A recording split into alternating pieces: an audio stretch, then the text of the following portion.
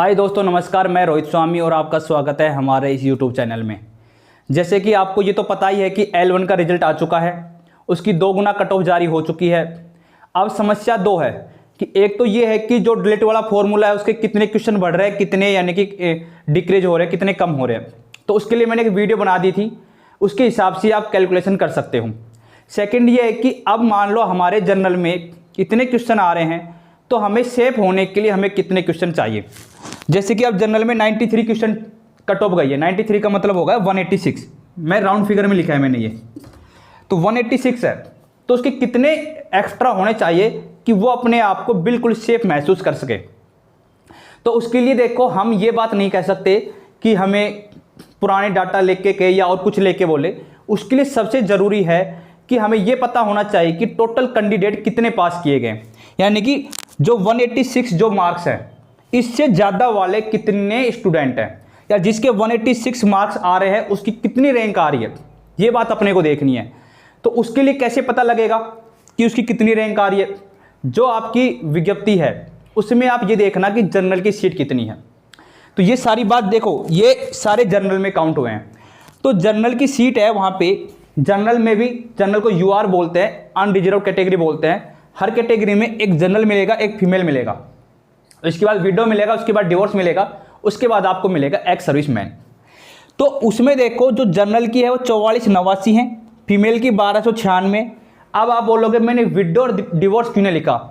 क्योंकि देखो window divorce की अलग से सीट है, वो चाहे 150 में से 150 क्वेश्चन ठीक हो, वो आपकी कट ऑफ पर बिल्कुल भी इफेक्ट नहीं डालने वाले हैं। इसलिए मैंने जनरल और फीमेल लिखा। अब ये दोनों मिला के देखो, आपकी कट ऑफ है दोनों मिला के डिसाइड करेगी। आप बोलोगे फीमेल तो अलग होगी, देखो मेल फीमेल की अपनी कट ऑफ सेम रही है, इसलिए दोनों मिला के आई है। इन दोनों को तो जोड़ना है। लेकिन एक्स सर्विसमैन है वो अपने जनरल से लिए जाएंगे। 788 पद है, 788 में से मैं आधे ही मान रहा हूँ कि आधे मिलेंगे, आधे नहीं मिलेंगे, मैं 400 मान रहा हूँ। जब दोनों को जोड़ के 400 घटाएंगे लगभग 5400 आएंगे। लगभग कितने आएंगे? 5400 आएंगे। वैसे 400 में नहीं मिलेंगे, आधे ही मिलेंगे, 200 के आसपास मान लेते हैं कि 400 मिल जाते हैं, तो 5400 आई। यानी कि जो ज्वाइनिंग मिलने वाली है आपको वो 5400 को मिलने वाली है। लेकिन जिसका कट ऑफ में पीडीएफ में नंबर आया है वो इसका दोगुना का आया है, यानी कि 186 से ज़्यादा वाले इसके डबल यानी कि 10,800 है। तो अब आप क्या समझे? अब आप एक बात समझ गए कि 93 जिसके क्वेश्चन ठीक हो रहा है या जिसके 186 नंबर आ रहे हैं उसकी रैंक आई है 10,800। ये बात आप समझ गए। अब क्या करना है, देखो जो नंबर होते हैं ना, जैसे हम ऊपर से हम नीचे आते हैं तो नंबर बढ़ते हुए जाता है। जैसे पहले मान लो आपको 120 जिसके क्वेश्चन ठीक हो रहे हैं वहाँ पे 5 मिलेंगे, तो नीचे 10 मिलेंगे, नीचे पे 15, फिर 20, फिर 35, फिर 40, 45, 100, 150, 200 ऐसे बढ़ते जाएंगे। इस तरीके से अपने को एक पिरामिड बनाना है, हमें बढ़ाता हुआ लाना है। और बढ़ाने का मतलब ऐसा नहीं है कि पहले मैंने 30 बढ़ाए फिर मैं 40 बढ़ा रहा हूँ फिर 35 बढ़ा रहा हूँ, नहीं, हमेशा ज़्यादा ही बढ़ते जाएंगे। अब 30 बढ़े तो अगली बार 40 बढ़ेंगे, अगली बार 50 बढ़ेंगे, कम नहीं बढ़ेंगे। ये बात ध्यान रखनी है। दूसरी बात क्या ध्यान रखनी है कि जब हम 93 तक आए तो हमें टोटल करना है और वो देखना है क्या 10,800 आ रहा है कि नहीं आ रहा है। यदि जब अपना इस तरीके का पिरामिड बन जाता है तो फिर हम कट ऑफ आसानी से निकाल सकते हैं। अब जब देखो 10,800 कैसे आएंगे ये बात समझना। देखो मैंने पहले सब कुछ लिख दिया ताकि आपका कम से कम समय लगे कि मैं 8 से 10 मिनट में आपको डिटेल समझा सकूं। वीडियो पूरी देखनी है तभी आपके समझ में आएंगे कि मैंने इतने क्यों बढ़ाए हैं, क्यों घटाए हैं। तो हमने ये मानना है कि 120 प्लस 100 स्टूडेंट हो सकते हैं। हो सकते हैं आपको नहीं दिख रहा ब्लू पेन से, फिर मैंने बाद में ब्लैक से भी लिखा। मैंने 120 प्लस मान लेते 100 आए। 119 पे जिसके 119 क्वेश्चन ठीक हो रहे हैं वो 20 है, जिसके 118 ठीक हो रहे हैं वो 25 है, 117 वाले 30 है, फिर 40, फिर 50, 75, 100, 130, 160, 190।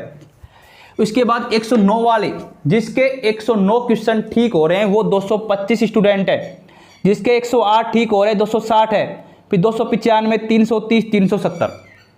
मैंने एक बार टोटल यहाँ तक काउंट कर दिया कि 105 क्वेश्चन प्लस वाले कितने स्टूडेंट हो सकते हैं, तो वो है 2,400। ठीक है, वो कितने हैं? 2,400। फिर 104 पे 410, 450, 495, 540, 590, यहाँ तक टोटल काउंट किया 4,885। फिर 99 पे 640 है, फिर 98 पे 695, 760, 830, 910, 995, 1085, सभी को टोटल कर दो 10,800। अपना पिरामिड बिल्कुल सही बन चुका है। अब बात है कि कितने क्वेश्चन भरने वाले हैं जनरल ओबीसी ईडब्ल्यूएस में। तो देखो 10,800 पास कर दिए, लेंगे कितने, लेंगे कितने 5,400। अब इसको देखते हुए आओ पिरामिड को, और ये देखो लगभग 5,400 कितने क्वेश्चन पे टोटल हो जाते हैं। यहाँ तक टोटल किया 100 तक तो 4,885 आई, फिर मैंने 99 तक टोटल किया 5,525 आई। इसका मतलब ये हुआ कि 5,400 स्टूडेंट लगभग 99 तक मिल जाएगा, लगभग 99 तक मिल जाएगा। तो अपनी जनरल की कट ऑफ रह सकती है 99, कितनी रह सकती है 99। लेकिन मैं एक कम करके चल रहा हूँ, 98-99 मान के चलूँगा। क्यों? क्योंकि मुझे पता है कि एक्स सर्विसमैन इतने नहीं मिलेंगे, तो 99 की बजाय मैं आपको बोलूँगा कि जनरल जो कट ऑफ रहेगी, मैं साफ कर देता हूँ इधर का, अब ये कोई काम का नहीं है।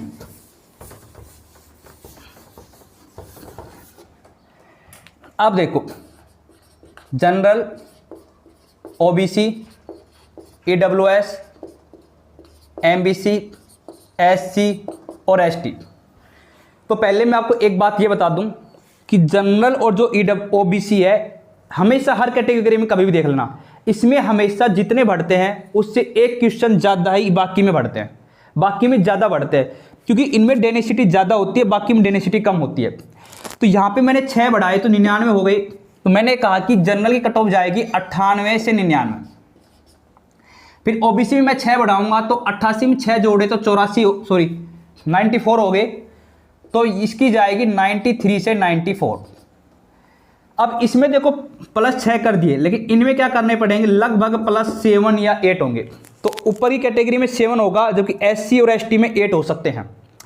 तो मैं 83 में यदि 7 ऐड करूंगा तो 90 हो गई, और 90 का मतलब होगा 89 या 90 जा सकती है। एमबीसी में मैंने 7 ऐड किया, 93 हो गए, तो 92 से 93 जा सकती है। ये क्वेश्चन में है, नंबर के लिए 2 से गुना कर लेना। एससी की बात करूं, 8 ना छोड़कर हम 7 इसमें ऐड कर लेते हैं तो भी 86 होते हैं, तो हम कह सकते हैं 85 से 86 जा सकती है। एसटी में 72 में यदि मैं 7 ऐड करूं, देखो एसटी में गैप ज़्यादा बढ़ सकता है, इसलिए मैं 8 ऐड कर रहा हूँ। 8 मतलब होगा 80 मतलब हो गए 79 से 80। ये आपकी फाइनल कट ऑफ रह सकती है। मुझे पूरा विश्वास है कि यही रहेगी, इतना ही स्कोर बढ़ने वाला है। वो अलग बात है कोई आपको 3 बता दे, कोई 4 बता दे, कोई 10 से 15 बता दे, इतना नहीं रहने वाला। ये एक लॉजिकली बात है, ये आपको एक लॉजिकली तरीके से सोचना है कि टोटल 10,800 पास किए हैं, तो 10,800 में से अपने को 5,400 निकालने, वो अपने लगभग 99 तक मिल जाएंगे। तो 99 तक मिल गया, मतलब 98 से 99 रह सकती है। तो देखो उम्मीद है आपको बात समझ में आ गई होगी। यदि आपको वीडियो अच्छी लगी है तो आप लाइक जरूर करना, और पहली बार देख रहे हो तो सब्सक्राइब भी करना और अपने दोस्तों को शेयर करना। और वीडियो देखने के लिए आपको बहुत बहुत धन्यवाद।